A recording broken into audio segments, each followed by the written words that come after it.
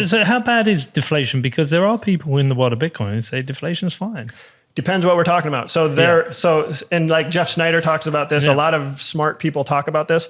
I have massive respect for Jeff Snyder, but I think he's wrong in this. He's wrong because he's correct in terms of government fiat. When you have depreciating currency, fiat currency, you have to have inflation to make it go. Deflation is the death knell of an inflationary currency and an expansionary credit-based Keynesian system. Bitcoin is different. It's just built differently. It's an equity-based system. It's designed to be deflationary, or at the very least disinflationary. And so they're two different things. So what I've noticed is all of the people who seem like they're right there, like as Foss would say, they're on the 1 yard line. They ran the ball all the way, and they just can't quite get in the end zone. It's because they're stuck on this aspect. They're so used to the government fiat system that they can't imagine an entirely different system that's built on deflation. So I don't know if that makes sense. Yeah. Do you think there's a risk we head into a recession with inflation? So what I think the most likely outcome for this decade is basically a period of stagflation, so stagnant economy. Yeah. Possibly dipping into a recession, and then popping out of it again, and sticky high and volatile inflation. So very different from last decade, right, where we just had kind of a strong economy, very, very low, abnormally low inflation and near zero interest rates. I think this decade is going to be, I think even though the causes are different, I think it will look and feel a lot like the 1970s.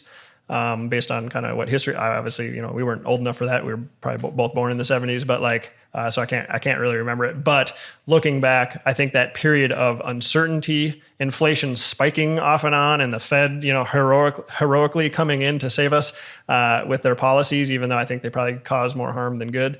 And then just a frustratingly weak economy, I think is what we're going to be stuck with. We're just overextended. When you're over indebted, you're basically pushing this mountain ahead of you, and you're stealing future productivity, future growth, and we're getting it all today. You can only do that for so long before the game runs out, right? So you get the Japanification concern at some point that we just can't grow out of this anymore because we just have too much debt. I think there's going to be more and more talk about a debt jubilee this decade, which is insanity that we would come to that point. But is there an alternative option? Well, Bitcoin.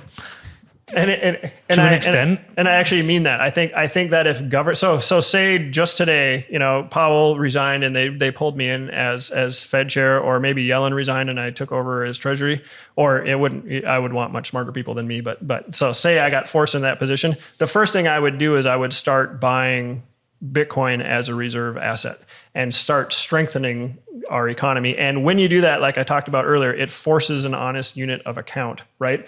It forces austerity where you don't want it, even if it's unpopular. It forces you to quit stealing from the future and taking the benefits today and giving our problems to our kids and our grandkids, which is just treachery, I think. I just think it's insane what we do in the US and basically the entire Western world.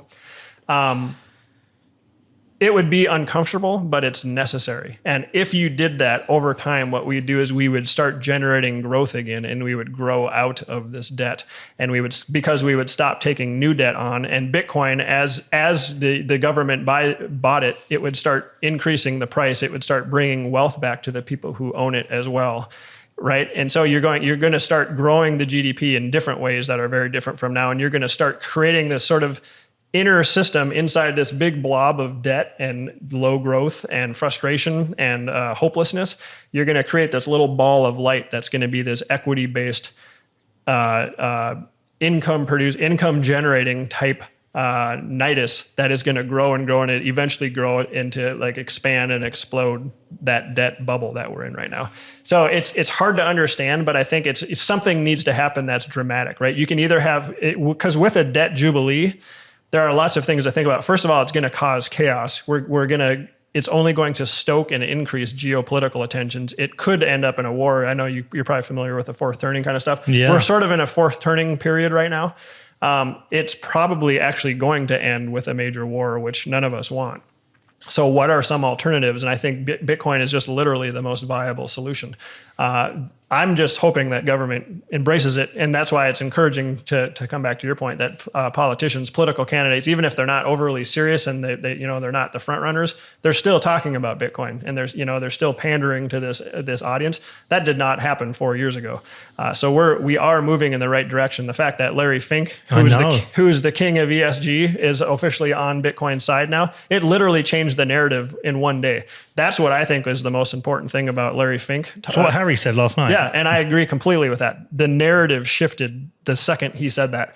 And literally that day, a couple hours later, not to dox my father-in-law, but he's been very anti-Bitcoin and kind of, thinks it's funny that I've been into it and says, well, it's used by criminals and it's bad for the environment and it wastes energy. And I'm like, no. But that's the narrative he has heard because people like Larry Fink and the big brokerage houses have been talking about that. That day he called and he was interested in Bitcoin for the first time, and I think that's not unusual. And I think it's not a surprise. So the fact that the narrative is changing is super encouraging to me, whether or not a spot Bitcoin ETF gets approved. And you guys have probably noticed too, but it's almost like all the headline machine just kind of got turned off and they're not talking about it anymore. Do you know what it's like? It's like, when it's, it's like storms. You look across the horizon, storms, and then the clouds part and the sun comes through. Yes. It kind of is like that moment. It is a bit misleading. Somebody put out that, Larry Fink has come out as pro-Bitcoin, and look at all these positive news articles from Forbes. That's actually a little bit disingenuous because Forbes has been positive for a long time. I think, what's that guy, Level 39? Yep. Yeah, he put out a thread, very good thread, listed those journalists and how they've declared they hold Bitcoin, how they've been writing positive Bitcoin for a while. So that was a bit disingenuous. I don't know if it's on purpose or not, but at the same time, I think we are going to just naturally see that shift. I'm waiting for the first positive New York Times. Yeah, here we go. So Level 39, at Level 39, big shout out to you. The idea that BlackRock's Bitcoin ETF is responsible for recent positive Bitcoin coverage and Forbes ignores that many contributors have been working tirelessly for months on reframing Bitcoin in the press. Let's meet those contributors hard at work. So he goes down and you've got Plebius, Economist, and Crypto Bastardo, who I interviewed in Venezuela, actually. And so he's just listed them all. So it's really, really cool. That's great. Yeah. But I guess my rebuttal to that is nobody cared though that they were doing this until Larry Fink did what he did. Yeah, but give me a New York Times. Yes. Bitcoin is good for the environment article, and then it's like, right, let's go. We're in. Yeah, we're in. I agree. And I think it's going to come. I mean, I think the narrative shift has been coming, and I think it's kind of getting to the point whereby it's kind of been embarrassing, some of the people coming out against Bitcoin and how they've been coming out against it. And we've seen lots of different things. I think Alex Gladstein has been great on the narrative side. I think Jason Meyer, him coming out with his book's been super useful.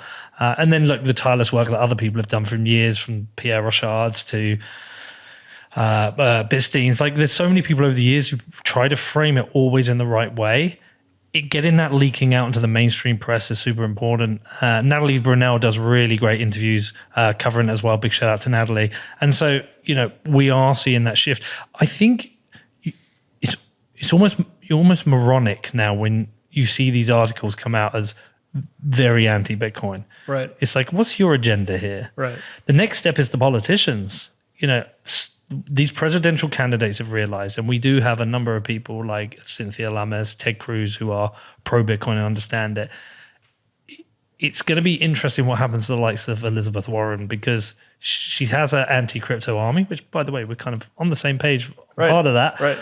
But if she actually comes out with a shift and says, I got this wrong, that's when it will be interesting, a game changer. I do think there's a massive difference between someone like Cynthia Lummis, who's clearly a Bitcoiner, and the people that have come out just begging Bitcoiners for money. I think we're very naive, and anyone who says pro-Bitcoin, we're like throwing money at them as a community, as an industry. But Cynthia Lummis is very different. I think you need to keep her in a completely separate bracket. Yeah, but I do trust RFK on this issue, and I don't agree. Well, I'd love to know your views on him and his anti-vaccine. I don't want to say anti-vax. I think that's always a pejorative term, but he is skeptical of vaccines. I'd love to know yours. Maybe we'll do that offline. But I'm nervous around that. But you never agree with a politician on everything. But I believe him when he is pro-Bitcoin. I believe he gets it. And I don't trust Ted Cruz, but I think Ted Cruz understands money. And DeSantis, to some extent, very anti-CBDC, and I'm not a DeSantis fan. But I don't believe Vivek. And that's not to say I'm anti-Vivek. I'd happily sit down with him again and have a conversation, but I don't believe he is a Bitcoiner. I think he's a fiat Bitcoiner, maybe. He's a BlackRock Bitcoiner. A BlackRock Bitcoiner. BlackRock Bitcoiner. That could catch on. Yeah, man.